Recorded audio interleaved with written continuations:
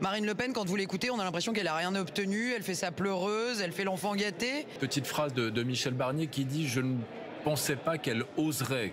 Et notamment à l'aune de son agenda judiciaire dont on ne parle pas assez.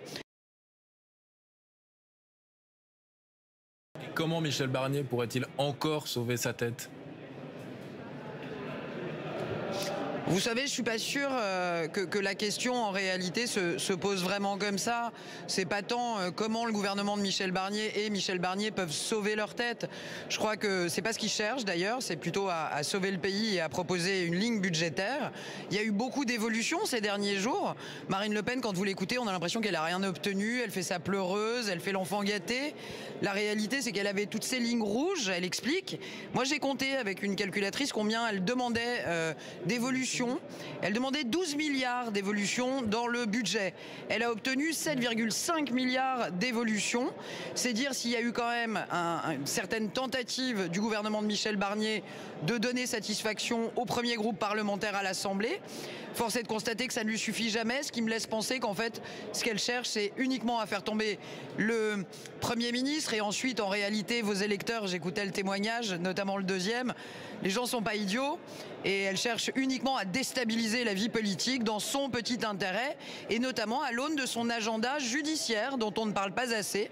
Elle a un coup près qui va tomber possiblement fin mars et donc mettre le bazar par tous les moyens, quitte à s'allier avec ses meilleurs ennemis, les insoumis.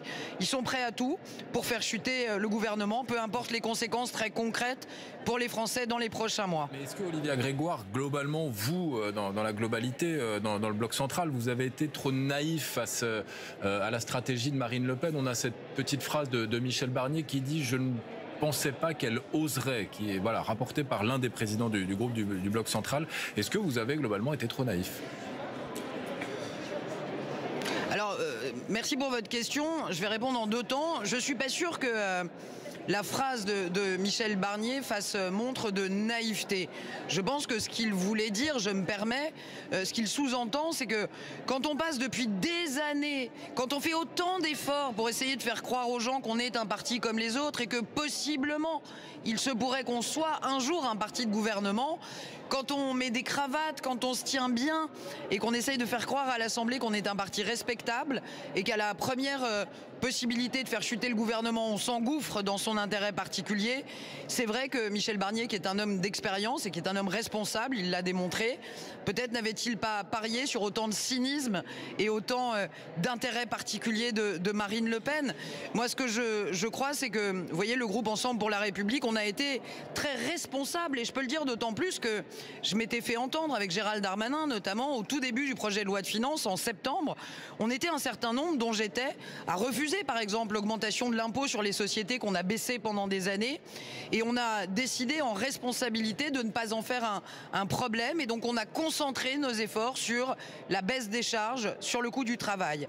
Donc nous, on a fait des compromis.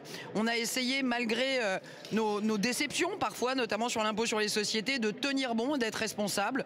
Force est de constater que l'intérêt général n'est pas partagé par tous et que Marine Le Pen, je le redis, ne cherche pas l'intérêt du pays.